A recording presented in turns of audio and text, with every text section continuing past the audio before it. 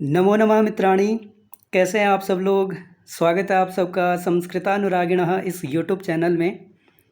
मित्रों, नवरात्रि स्पेशल की जो हमारी प्रश्नों की श्रृंखला चल रही थी वो तो समाप्त हो गई है। तो जिसमें हमने 8 कक्षाओं को देखा था और अपने पूरे 200 प्रश्नों को हल किया था। और आज मैं आपके लिए एक नया विषय लेकर के आया हूँ। नया विषय अर्थात जिसमें हम यूनिट वाइज प्रश्नों को हल करेंगे यहाँ पे। अभी तक मैं क्या करता था कि हर यूनिट से आपके लिए प्रश्न लेकर के आता था, चाहे वेद हो, व्याकरण हो, दर्शन हो। तो अब मैं आपके लिए यूनिट वाइज प्रश्न लेकर के आऊँगा, ठीक है। और इसमें हम ऐसा करेंगे कि 2-2 यूनिट प्रतिदिन आपके लिए जो प्रश्न उन यूनिट से बन सकते हैं, उन 2 यूनिट से मैं लेकर के आऊँगा। और हमारे वैसे भी पाठ्यक्रम में 10 यूनिट हैं, तो हमारे 5 दिन में ख़त्म हो जाएंगे। और अच्छे अच्छे प्रश्न मैं लेकर के आऊँगा। आप लोग अवश्य इन प्रश्नों को हल करना और आप लोगों को बहुत लाभ होगा।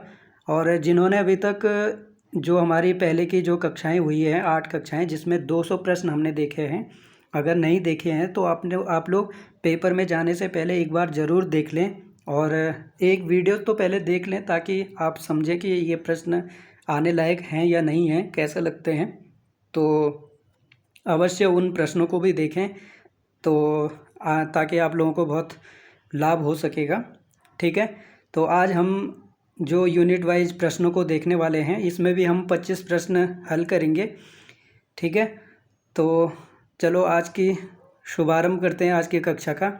तो आप लोग थोड़ा सा इन जो ये वीडियोस होती हैं इनको थोड़ा शेयर कर दिया करो, ताकि और लोगों को भी लाभ हो सके, ठीक है।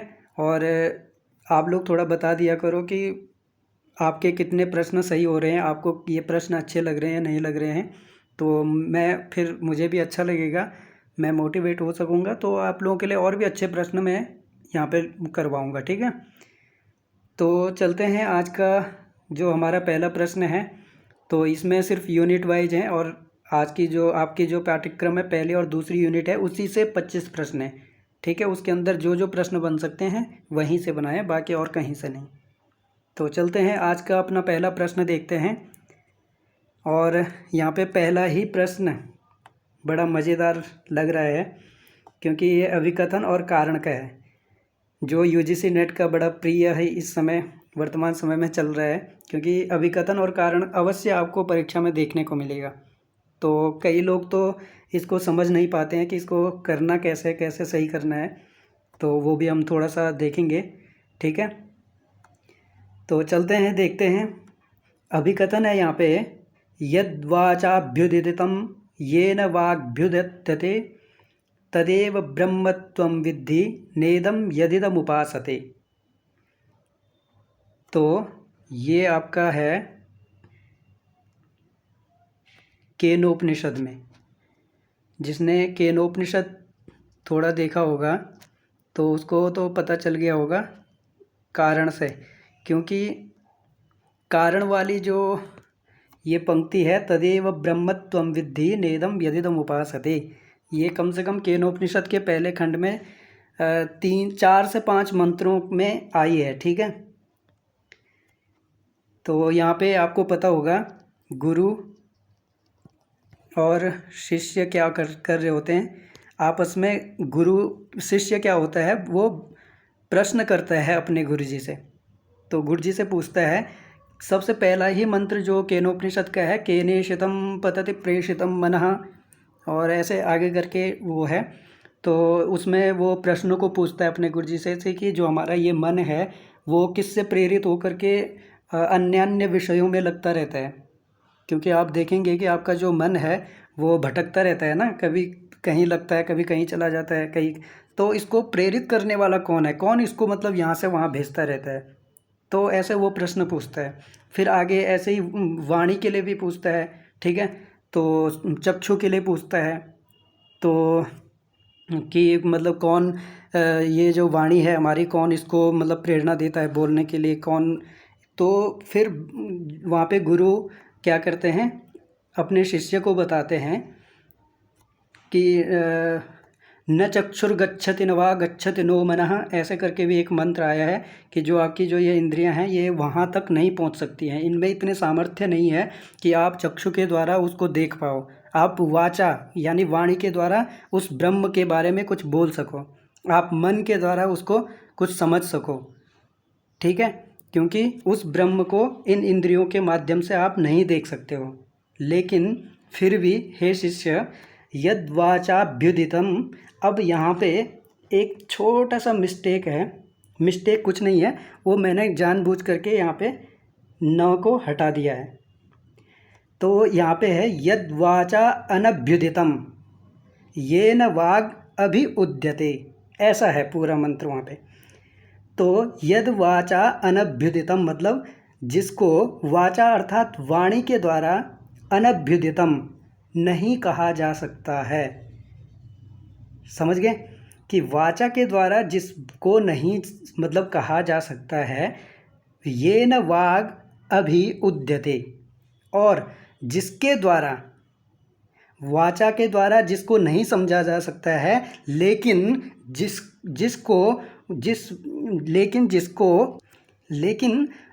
ये न जिसके द्वारा वाणी उद्यते मतलब जिसके द्वारा वाणी बोलती है, जिसके प्रभाव से, जिसके शक्ति से वाणी बोलती है, वो क्या है, उसी को हे चेला, हे शिष्य, तदेव ब्रह्म त्वं विद्धि, उसी को तुम क्या समझो, ब्रह्म समझो।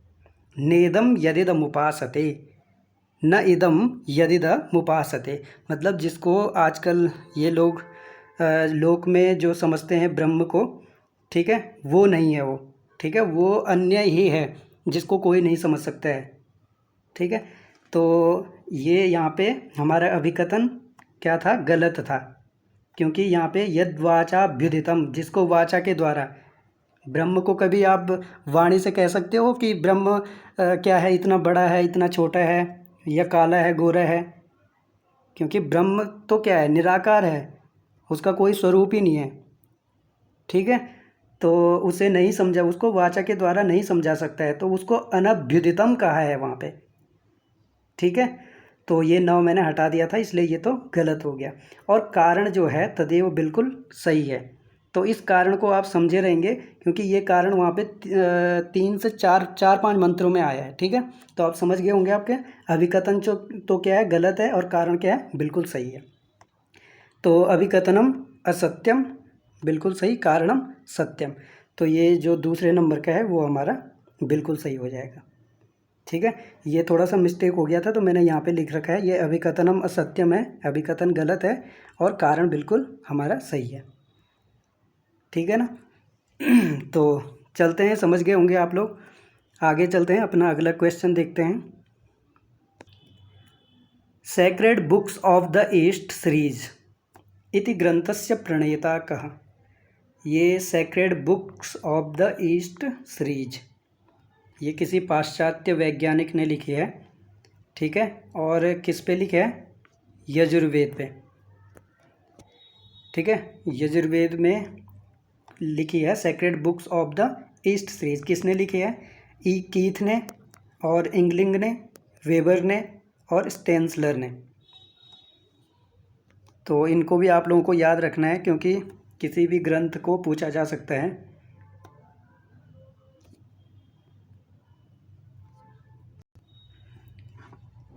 तो इसका जो उत्तर होगा वो होगा इंगलिंग। ठीक है, इंगलिंग ने लिखी है ये sacred books of the east series.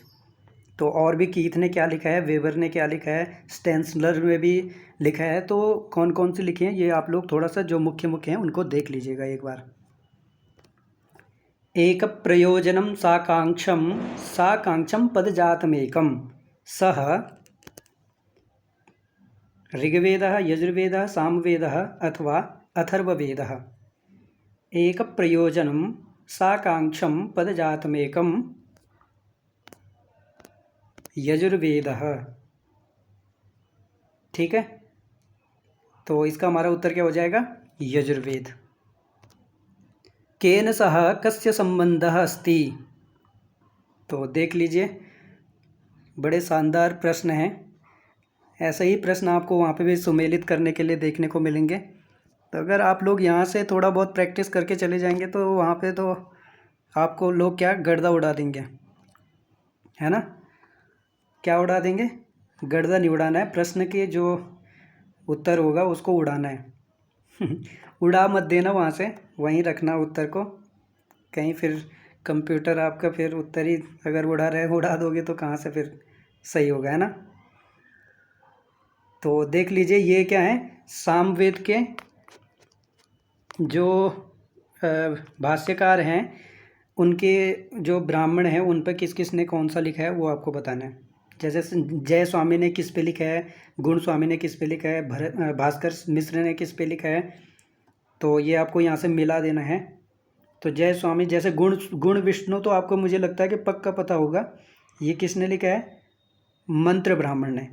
तो दूसरे का हमारा यहाँ पे दूसरा ही सही है। तो आप लोग देख लीजिए दूसरे का दूसरा सही कहाँ पे है, सिर्फ एक में ही है। तो वैसे देखा जाए तो बिल्कुल यही सही हो गया। तो वैसे हमारा ये प्रश्न बिल्कुल जो इसका जो उत्तर होगा वो पहले ही मिल गया है। यहाँ पे क्या होगा, 1 2 3 4 बिल्कुल क्रम से ही लगे हुए हैं। यानी कि जय स्वामी ने क्या लिखा है, जय स्वामी ने तांडव ब्राह्मण पे भाष्य लिखा है, भास्कर मिश्र ने आर्षेय पे, और भरत स्वामी ने साम विधान ब्राह्मण पे। तो आप लोगों को चारों एक ही जगह मिल गए हैं, ठीक है। तो अगर एक का भी वहाँ पे पूछा जाए कि जय स्वामी ने कौन से ब्राह्मण पे लिखा, क्योंकि सामवेद के बहुत सारे ब्राह्मण हैं, है ना। तो फिर अगर आपको कोई दिक्कत नहीं होगी, गुण स्वामी मंत्र ब्राह्मण और भास्कर मिश्र ने किस पे लिखा है, आर्षेय ब्राह्मण। तो आप लोगों को तो बिल्कुल याद ही रहेगा, तो क्या दिक्कत होनी वहाँ पे, है ना। चलते हैं फिर अपना अगला क्वेश्चन देखते हैं। एषु कौ एतरेय ब्राह्मणस्य भाष्यकारो न परिगणितौ।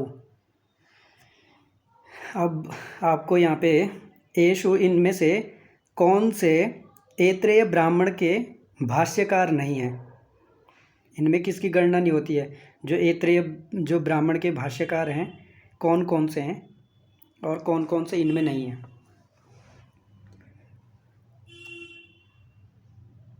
तो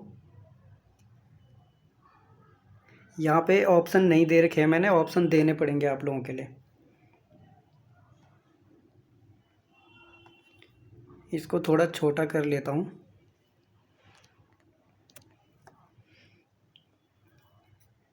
एक और 3,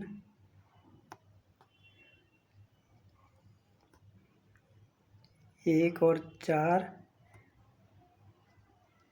दूसरा 2 3, ये तीसरा ऑप्शन है, ये चौथा ऑप्शन है 3 और 4। तो इसमें ऑप्शन नहीं दे रखे थे मैंने वो।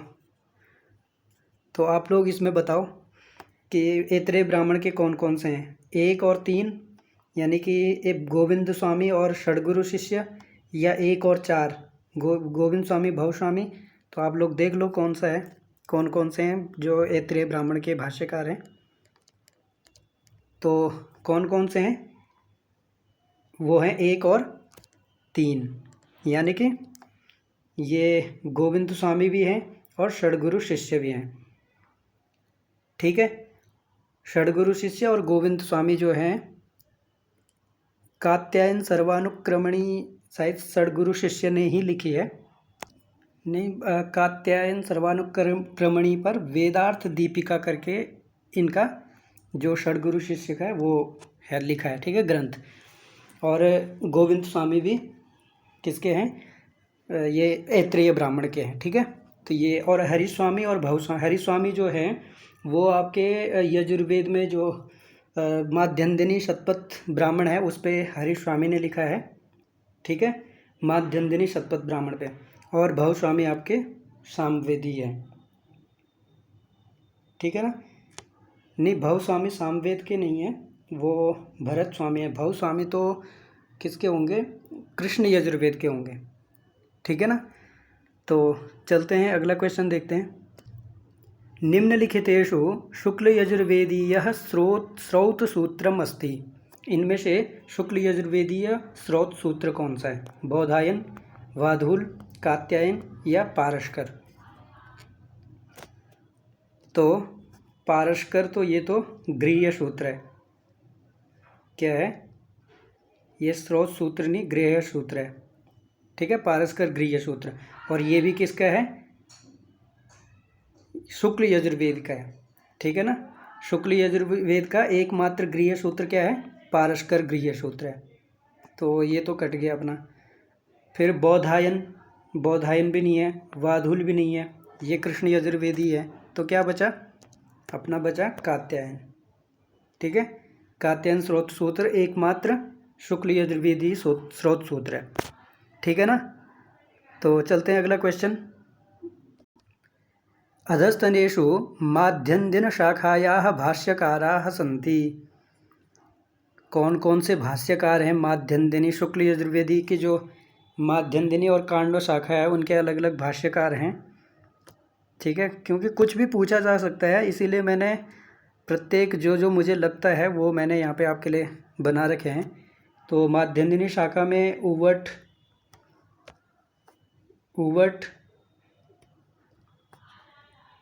है, हलायुध, महीधर, सायण। तो इनमें से क्या ये चारों हैं? यहाँ ऑप्शन देख लेंगे 1 2 4, यानी कि एक उवट, हलायुध या सायण। तो ऐसे करके मिला लो आप लोग। तो और ये एक चीज़ यहाँ पे बड़ा आप लोगों को ध्यान देने वाली बात है, जो सायण हैं, सायण ने कांडो वेद, जो कांडो शाखा है उसी पे अपना भाष्य लिखा है। ठीक है, कांडो शाखा पे ही उन्होंने भाष्य लिखा है, उन्होंने माध्यन्दिनी पे नहीं लिखा है। तो ये अपना गलत हो गया। माध्यन्दिनी शाखा के कौन कौन हैं? वो हैं आपके उवट और महीधर। महीधर का भाष्य का नाम क्या है? वेददीप। ठीक है, महीधर ने कौन सा भाष्य लिखा है? वो वेददीप लिखा है। ठीक है ना। तो हमारा उत्तर क्या हो जाएगा?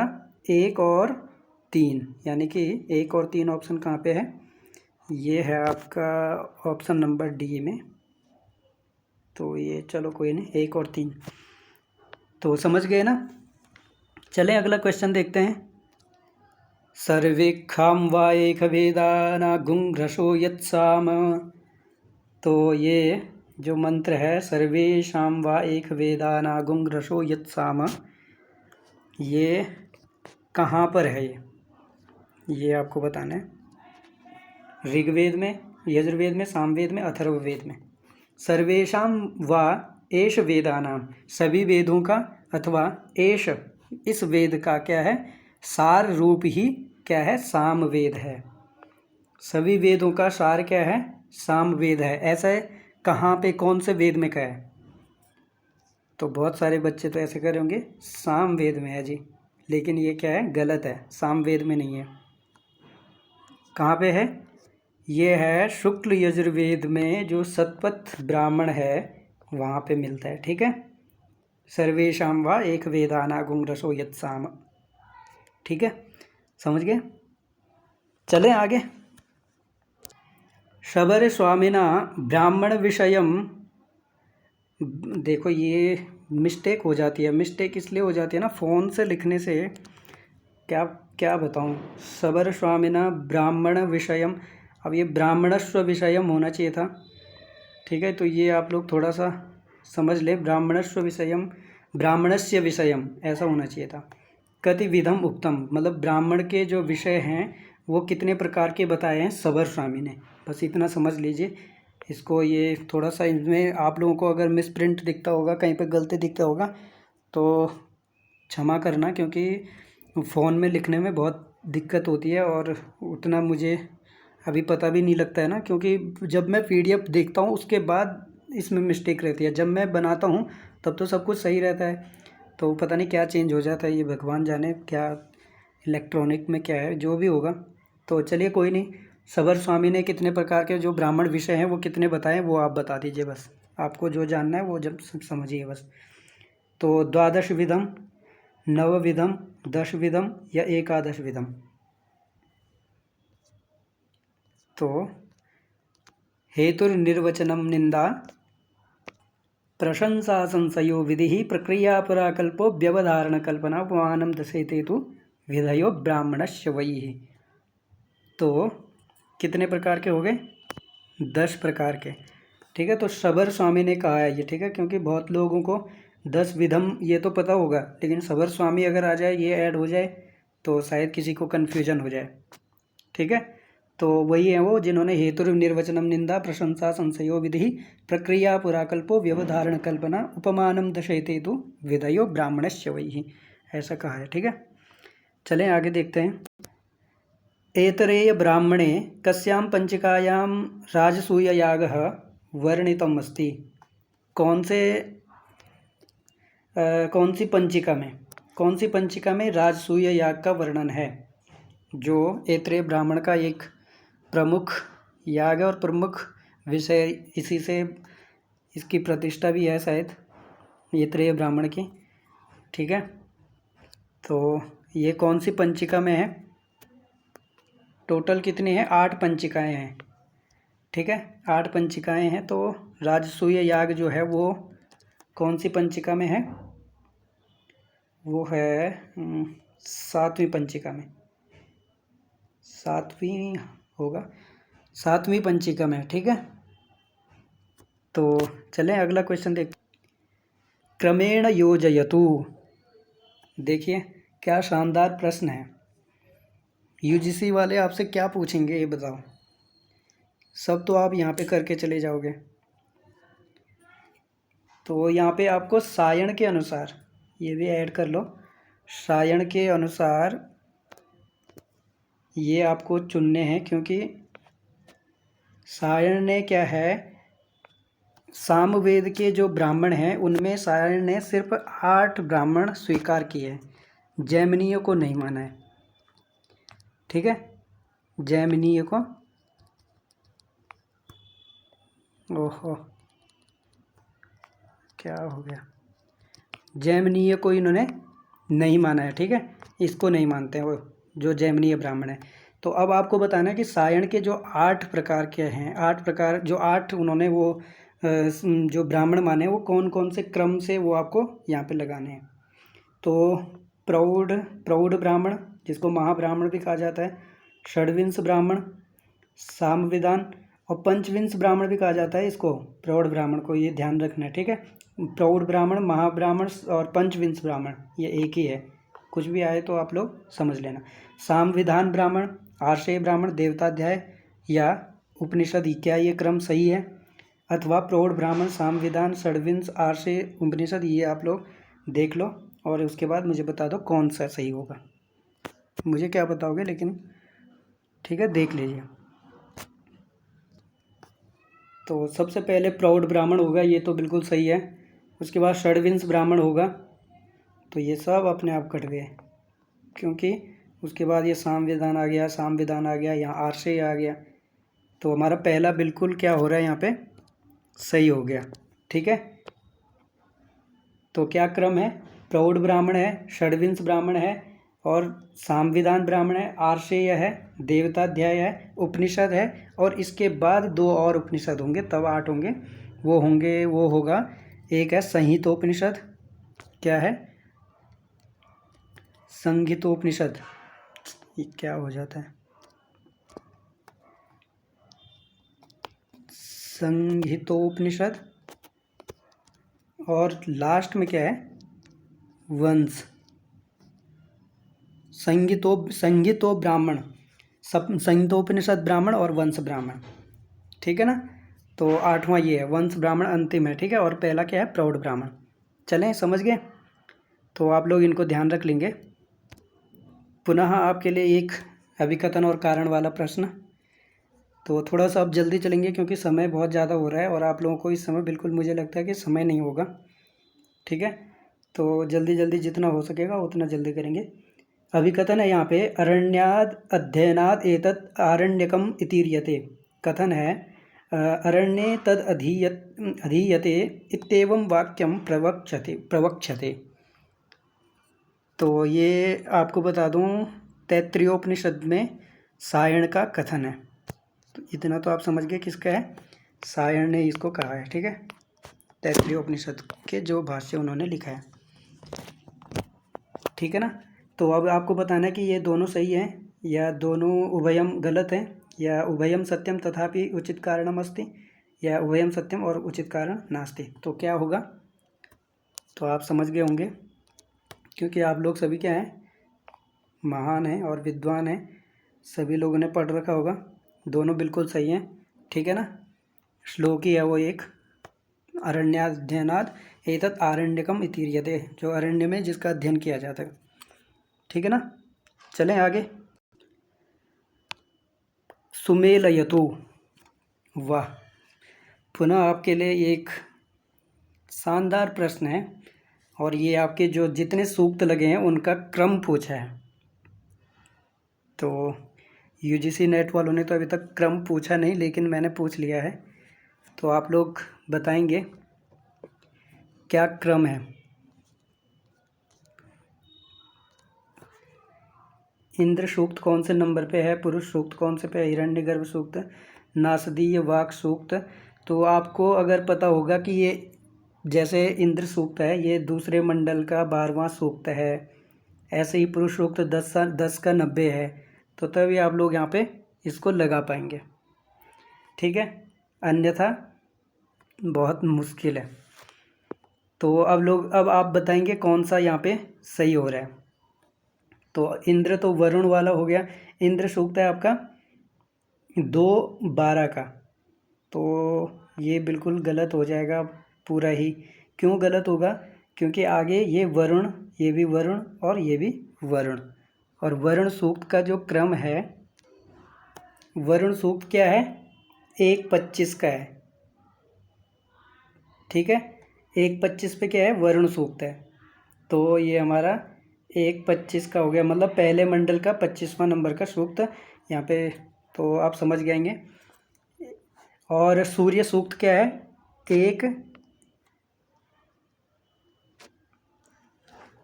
ये आपको मैं यहाँ पे बता रहा हूँ, 1:25, ये हो गया 115 सूर्य सूक्त। उसके बाद क्या रखा है, इंद्र सूक्त, तो बिल्कुल सही है 2:12। उसके बाद उषा सूक्त 3:61 होगा। उसके बाद पुरुष सूक्त आएगा, तो यहाँ तो है नहीं, तो ये भी गलत हो गया, पुरुष सूक्त यहाँ दोनों में है, तो हमारा क्या हो जाएगा, पुरुष सूक्त है हमारा 10 का 90, ठीक है। उसके बाद हिरण्यगर्भ सूक्त है आपका 10:121, है ना, हाँ 10:121। उसके बाद आएगा आपका 10:125 वाला, यानी कि वाक सूक्त। तो इन दोनों में पहले वाक सूक्त का है, ये है, तो हमारा ऑप्शन नंबर 2 बिल्कुल क्या हो जाएगा, सही हो जाएगा, ठीक है ना। प्रश्न दमदार, बड़ा समय लगेगा अगर आ गया तो अगर आप यहाँ पे प्रयास किए रहेंगे तो आपको थोड़ा सा अनुभव रहेगा, ठीक है ना। चलते हैं आगे, देखते हैं। समीचीनाम तालिकाम चिनुत। अब यहाँ पे आपको समीचीनाम, क्या समीचीनाम हो रही है वो आपको बताना है। अब ये अग्नियाँ हैं, ठीक है, ये श्रोत्राग्नियाँ हैं जो 3, जो आवाहनीय, गार्हपत्य और अग्नि और दक्षिणाग्नि। तो इनका जो आकार है वो कैसा आकार है वो आपको बताना है। आवाहनीय अग्नि वृत्ताकार की तरह है या चतुरस्र की, तो आप मिला लीजिएगा। तो हमारा पहले का होगा दूसरा। आवाहनीय अग्नि क्या होती है, चतुरस्र। गार्हपत्री क्या होती है, वृत्ताकार। दक्षिणाग्नि वो होती है अर्धवृत्ताकार। दक्षिणाग्नि को अनित्य अग्नि भी कहा जाता है, ठीक है। और सभ्याग्नि, सभ्याग्नि क्या है, ये है गुरु शिष्य और मध्य, मतलब गुरु और शिष्य के मध्य में जब क्या होता है, गुरु और शिष्य अध्ययन अध्यापन करते हैं तो उनके बीच में जो अग्नि, पहले, अब तो होता नहीं, अब तो बड़े बड़े ऑनलाइन हो रही है, कहाँ अग्नि होगी, लेकिन पहले जब होती थी, आपका अध्ययन होता था, वेदों का अध्ययन करते थे लोग, तो उसमें क्या होता था, बीच में एक अग्नि जलाई जाती है और उसके बाद गुरु वहाँ से बोलते थे और इधर शिष्य पढ़ रहे होते थे, ठीक है। तो वो उसको क्या कहा जाता था, सभ्याग्नि कहा जाता था, समझ गए। चलें आगे। अरविंदः कीदृशः भाष्यकारः वर्तते। कल के क्वेश्चन जो थे हमारे, उसमें भी मैंने एक ऐसे ही जो पद्धतियाँ हमारे जो पाश्चात्य पद्धति के अनुसार भाष्यकार और जो हमारे भारतीय हैं उनमें भी, क्योंकि इनमें भी जो पाश्चात्य हैं वो तो भाषा शास्त्रीय समन्वयवादी और परंपरावादी के अंतर्गत हैं, और जो हमारे भारत के हैं वो अर्वाचीन और प्राचीन, उनमें भी कुछ वैज्ञानिक हैं और कुछ आध्यात्मिक हैं, कुछ याज्ञिक हैं। तो आपको बताना है जो अरविंद हैं वो कैसे हैं, ठीक है। वैज्ञानिक तो हमारे यास्क हैं, ठीक है। वैज्ञानिक भाष्यकार कौन है? यास्क हैं। और याज्ञिक हमारे कौन है? सायण, ठीक है ना। तो अर्वाचीन है ये, अर्वाचीन मतलब जो नए नए हैं तो हमारे एक और नहीं, 2 और 4 यहाँ पे सही हो जाएगा। अर्वाचीन तो हैं ही अरविंद, तो और आध्यात्मिक हैं वो, आध्यात्मिक पद्धति पे उनमें उन्होंने अपना भाष्य लिखा है, ठीक है ना। तो 2 और 4 हमारे यहाँ पे बिल्कुल सही हो जाएगा। तो आप लोगों को ये भी ध्यान रखने हैं, ठीक है। आगे चलें। पंच प्रयाजेषु कस्य गणना न भवति। कहाँ जा रहे हो, रुको। पंच प्रयाजेषु कस्य गणना न भवति। जो अग्निष्टोम याग में पंच प्रयाज और क्या है वो 3 अनुयाज, तो उसमें से जो 5 प्रयाज हैं उसमें से एक की यहाँ पे गणना नहीं है, तो वो कौन सा है वो आपको ढूंढना है, ठीक है। अग्निष्टोम में, ठीक है, अग्निष्टोम में जो 5 प्रयाज होते हैं उसमें क्या नहीं आता है? शाकमेध नहीं आता है, निराशंस नहीं आता, बरीय नहीं आता, या स्वाहा नहीं आता है। तो आपको पता होगा स्वाहा, ये शाकमेध जो है ये तो वहाँ आता है, कहाँ आता है? जो चातुर्मास के जो 4 पर्व हैं ना, वैश्वदेव, शाकमेध और अग्निशोमी आदि करके जो 4 हैं वो उनके अंतर्गत आता है शाकमेध, ठीक है। और नराशंस, बरिही, स्वाहा, तनुनुपात और इंद्र जो हैं वो पंच प्रयाजों में आते हैं। चले। ज्ञान सूक्ते कति मंत्राः सन्ति। तो ये आपके लिए लड्डू है। लड्डू मतलब जिसको आप बिना किसी दिए खा जाते हैं, मतलब इसमें टाइम नहीं लगाते ना, ऐसा क्वेश्चन है ये। जैसे लड्डू खाने में नहीं लगता आप लोगों को टाइम, वैसे ही ऐसे प्रश्नों को हल करने में आपको कोई समय नहीं लगना चाहिए।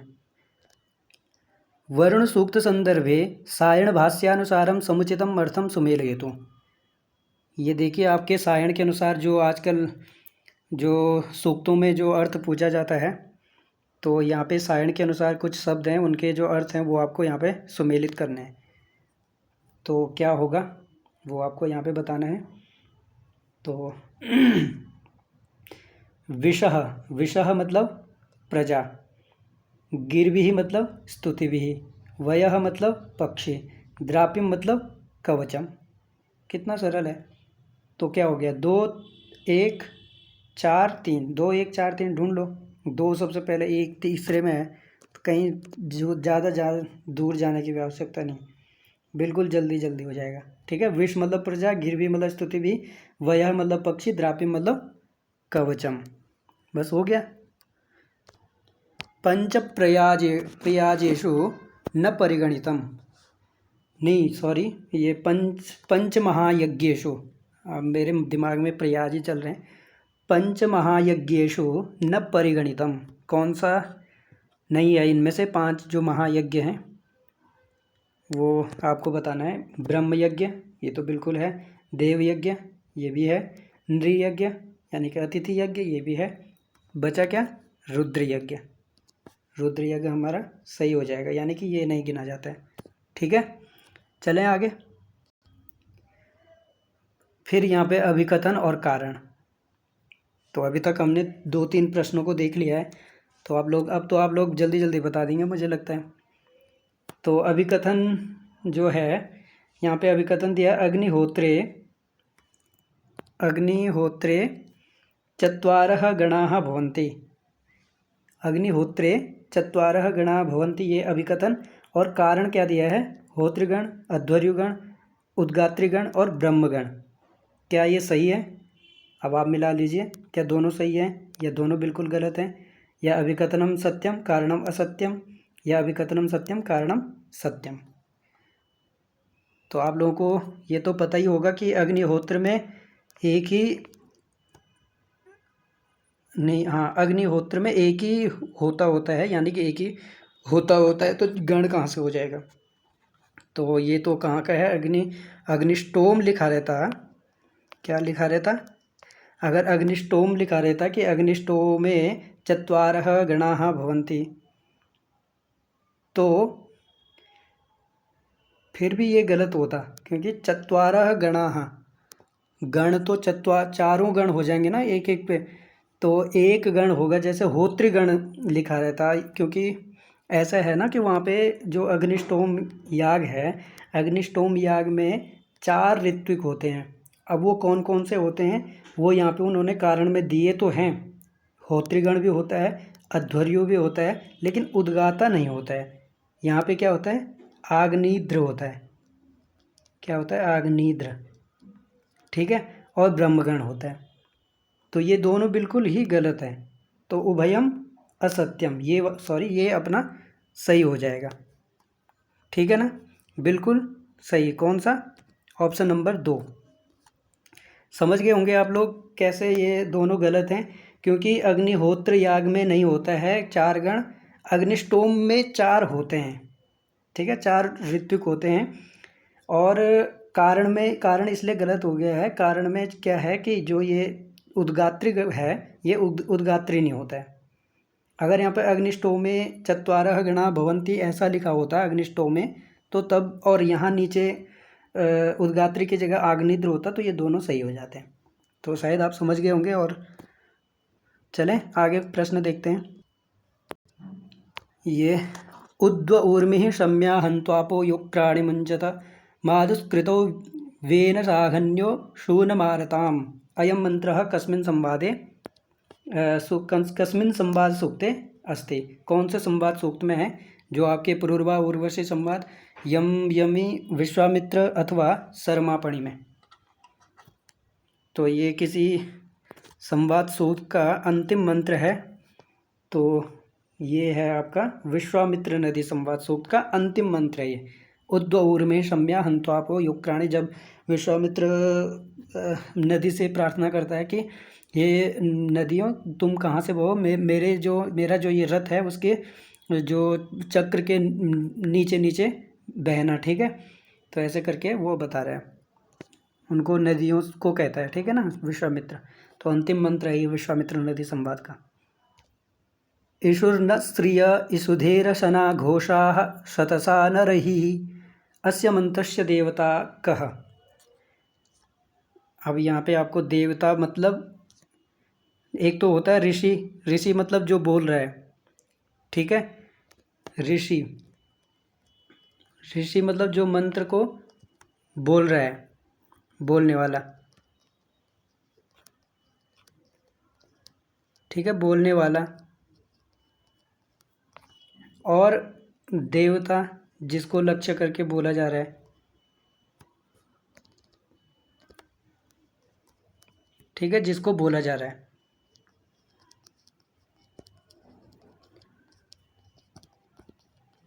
जिसको बोला जा रहा है, ठीक है ना, समझ गए। तो यहाँ पे ईशुर न स्त्रिय ईसुधेर शना घोषाः शतसा न रही, तो आपको यहाँ पे बताना है कि इसके जो देवता है, यानी कि किसको ये बोल रहा है ये मंत्र, और कौन बोल रहा है, ये भी आप लोग थोड़ा बताएंगे। तो ये जो मंत्र है ये है पुरूर्वा उर्वशी संवाद सूक्त में पुरूर्वा बोल रहे हैं उर्वशी से कि अरे प्रिय, हे प्रिय, मेरे से क्या हो रहा है कि अब युद्ध के लिए जो है बाणों को भी मैं नहीं निकाल पा रहा हूँ, मैं बिल्कुल ऐसा शिथिल हो गया हूँ कि मैं अब कुछ नहीं कर पा रहा हूँ, ठीक है ना। तो ऐसा करके वहाँ पे आया है, तो देवता कौन हो जाएगा इसका, उर्वशी हो जाएगा, क्योंकि उर्वशी के लिए बोल रहा है। अगर ऋषि होता तो तब यहाँ पे क्या आता, पुरूर्वा आता, ठीक है ना, समझ गए। चलें आगे। नामाख्यातयोस्तु कर्मोपसंयोगद्योतकाः भवन्ति इति इदं कस्य वचनं निरुक्ते। किसका वचन है ये निरुक्त में, न निर्बद्धा उपसर्गा ऐसा करके वो है। तो फिर आगे नामाख्यातयोस्तु कर्मोपसंयोग द्योतका भवन्ति। कौन कौन बोल रहा है? शाकटायनः। ऑप्शन नंबर 2 हमारा बिल्कुल सही। आज का अंतिम और लास्ट प्रश्न। सर्वाभिर्नाम विभक्तिभिर्युज्यन्ते प्रथम पुरुषैश्च आख्यातस्य। सभी विभक्तियों में कौन से मंत्र होते हैं? प्रत्यक्षकृत, परोक्षकृत, जो 3 प्रकार के मंत्र बताए गए हैं। तो प्रत्यक्षकृताः मंत्राः और परोक्षकृताः अपरोक्षकृता या आध्यात्मिक। तो ये भी निरुक्त का प्रश्न है, इसका हमारा होगा परोक्ष। ठीक है, प्रथम पुरुष के सभी विभक्ति और सभी उसमें ये होते हैं। सर्वाभिर नाम विभक्तिभिर युज्यन्ते प्रथम पुरुषैश्च आख्यातस्य परोक्षकृताः मंत्राः। ठीक है ना, आगे चलें। जात्य स्वरितस्य उदाहरणम अस्ति। अब आपको जो वैदिक स्वर हैं उसमें जो स्वतंत्र स्वरित के जो वो हैं भेद हैं, जैसे क्षैप्र स्वरित हो गया, अभिनिहित स्वरित हो गया, प्रश्लिष्ट स्वरित हो गया, फिर एक असंधिज स्वरित भी है। क्योंकि जो स्वतंत्र स्वरित है वो 2 प्रकार का है ना, आश्रित और स्वतंत्र। तो और स्वतंत्र क्या है वो संधिज और असंधिज, ये 2 प्रकार का है। ठीक है, स्वतंत्र भी क्या है, संधिज और असंधिज है।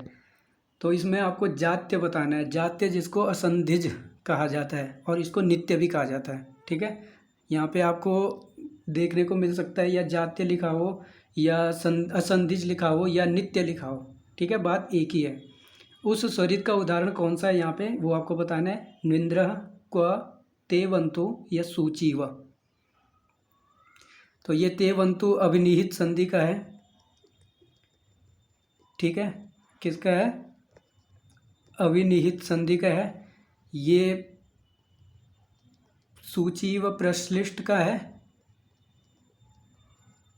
प्रश्लिष्ट का है, ये क्या लिखा, गलत लिखा गया है।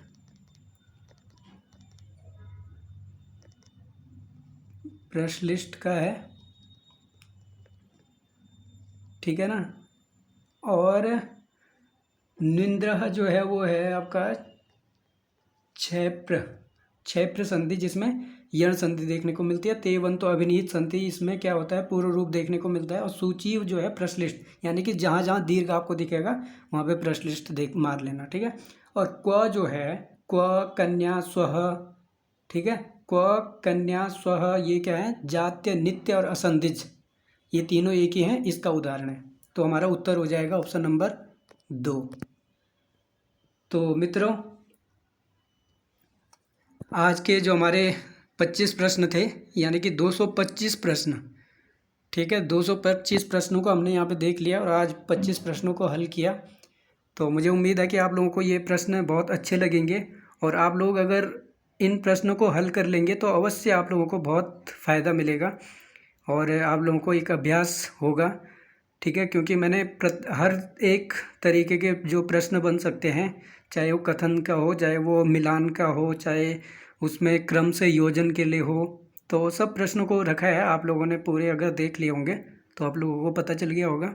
ठीक है, तो आप लोगों के से बस यही है कि आप लोग ज़्यादा से ज़्यादा इसे शेयर करें और इसको सब्सक्राइब करें, ताकि मुझे बहुत अच्छा लगेगा और मैं और प्रश्नों को बना करके लेके आ पाऊँ आपके साथ। क्योंकि इसमें बहुत टाइम लगता है, बहुत समय देना पड़ता है, क्या प्रश्न बन सकता है, कैसे बन सकता है, तो आप समझ सकते हैं। फिर ऊपर से मोबाइल में काम करना ये थोड़ा सा काफ़ी डिफ़िकल्ट हो जाता है। ठीक है ना, तो चलें आज यहीं पे रहने देते हैं। तो चलिए, नमो नमः, धन्यवाद।